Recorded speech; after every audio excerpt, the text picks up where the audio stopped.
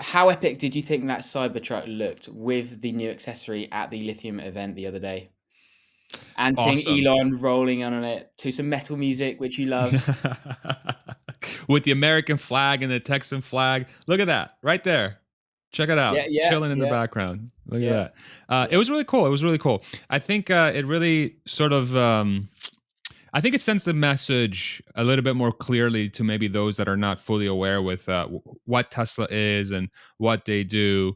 That it's a American car company that's has the largest car factory in the states in Austin, Texas, and it flying out, as a truck with the two flags and the cyber shovels on the side. It just sends a very specific message that this thing is American built for America, right? It's just cool. And Texans are very proud of their state too, and it's got the Texan flag, and everybody's super proud.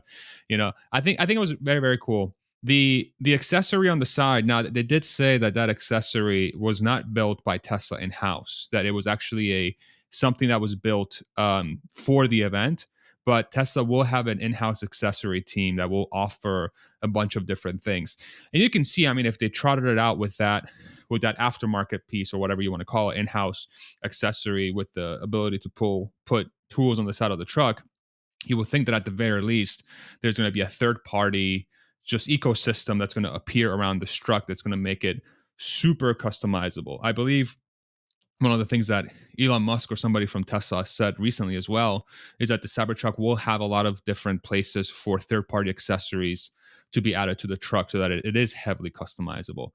And that's one of the coolest things about this truck, in my opinion, is that the people are going to be able to make it look so different in so many different ways, with accessories, with wraps, with tires, with rims.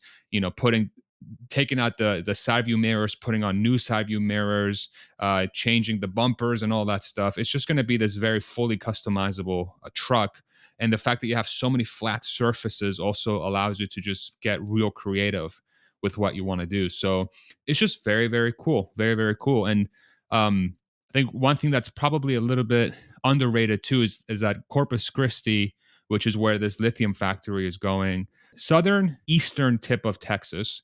It's not that far away from Starbase, where SpaceX has their operations, and it's right on the same route up to San Antonio and Austin and Dallas, I-35 kind of. And I can tell you the people from Corpus Christi are probably going to be extremely proud to have a factory like this at their location. That's going to be bringing a bunch of jobs to that area, and it's just a continuation of sort of Elon Musk creating more business opportunities in the broader United States. But it does seem like Texas is benefiting from a lot of those moves as of late, but also so did California by making the engineering headquarter officially in California. And I'm sure this trend will continue of Tesla continuing to create more and more jobs and opening up more and more facilities throughout the country and the world. That's going to help it reach its super ambitious target of 20 million cars per year by 2030.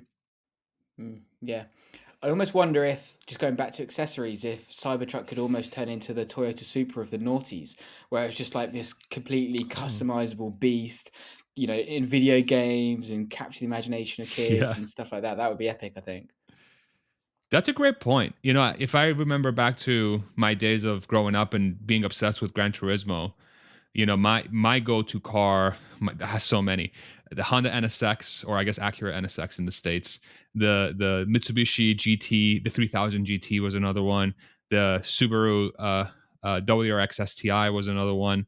And these, when you would see them in real life, especially the Subarus, the STIs, I mean, you couldn't find the same car twice. They were all like different, Mm. tricked out, and different spoilers and different rims and different this and that were heavily customized. So, yeah, we might be in a situation where a lot of Cybertrucks are going to look completely different. The wrap market, if you're somebody who has a wrapping business for vehicles, I bet you're salivating for the launch of this thing, because once it does, the sales for those locations are probably going to like triple and quadruple over time as more and more people want to just wrap their cars. And I don't blame them, man. Mm. It's going to be so sick. That's a really good point. It's a Mm. really good point. Yeah, definitely. You put a tweet out the other day asking for questions on Tesla at the moment, and I saw one from IHAB is his name, and I'm not sure if this was a disingenuous comment or Shout out not. IHAB. Shout out IHAB, and his comment was Cybertruck. Why Elon is so bullish? So Elon is very bullish. He said in the earnings Yeah. call that he thinks it could be the product of a generation or something like that. Why do you think Elon is so bullish? I mean, if you look at the reservations for the truck, it is $100 to reserve it, but the counter is somewhere between 1.5 million to 2 million trucks that are reserved for this thing.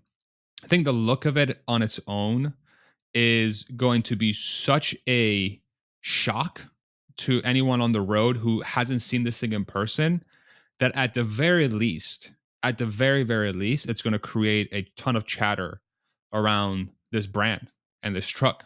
I've seen the Cybertruck in person at the opening of the Texas factory as well, and it's people will need to see it in person. It's very hard to describe what this thing actually looks like until you see it with your own two eyes. It's just completely mind blowing, and you also have to think about the last time Tesla released a brand new product. It was back in my God, 20 Model Y was really the last time that they've introduced a new product. They've had iterations on their existing lineup. They had the Plaid come out, and they've made some changes to the Model 3 interior in some regions, and you've had some changes to the existing vehicles.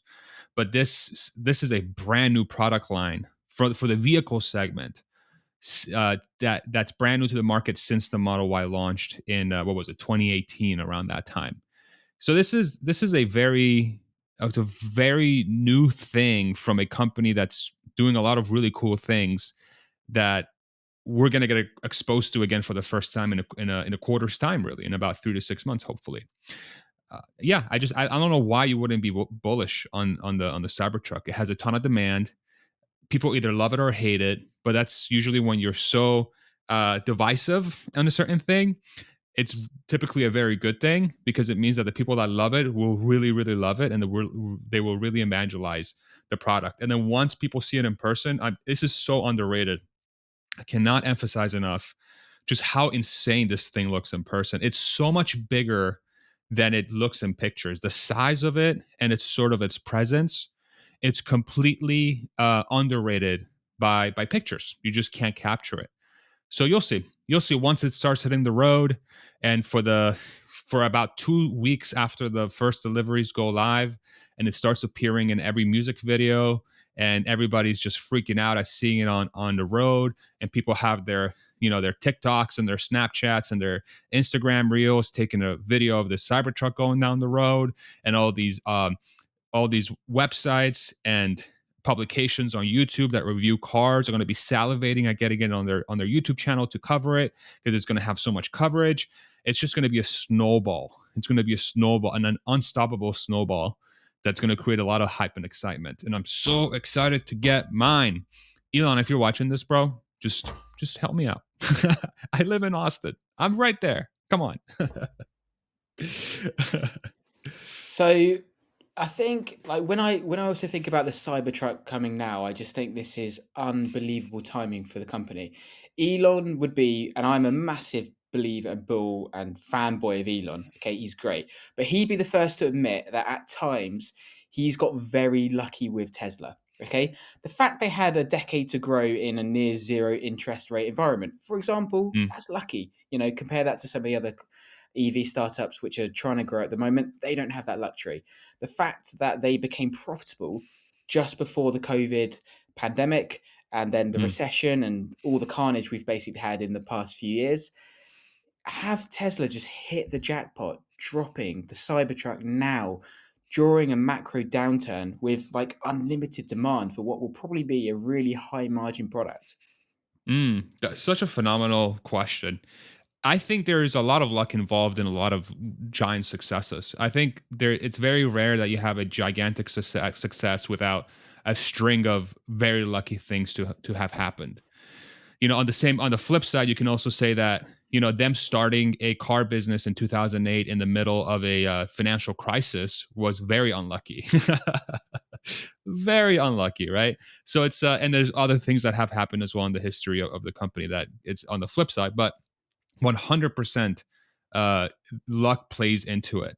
But what's the old saying about luck? It's where preparation and what's the other thing? Sort of meet in the middle, preparation and opportunity, right?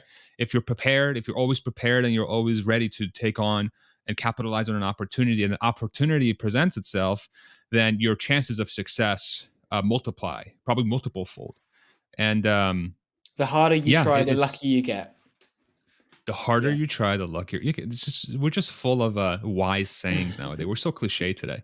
Yeah, it's definitely, there's definitely luck. There's definitely luck involved, but they deserve the luck. I mean, they've been busting their asses for a really long time, and for them to be able to capitalize on some of the successes they're having because they're prepared and because they decided to take a risk as large as they did, that's paying off for them now. And really, every investor that has been on that journey with them, I'm very happy for the company. I'm very happy for its employees, and I'm happy for Elon. I mean, it's great. It's a great thing to see.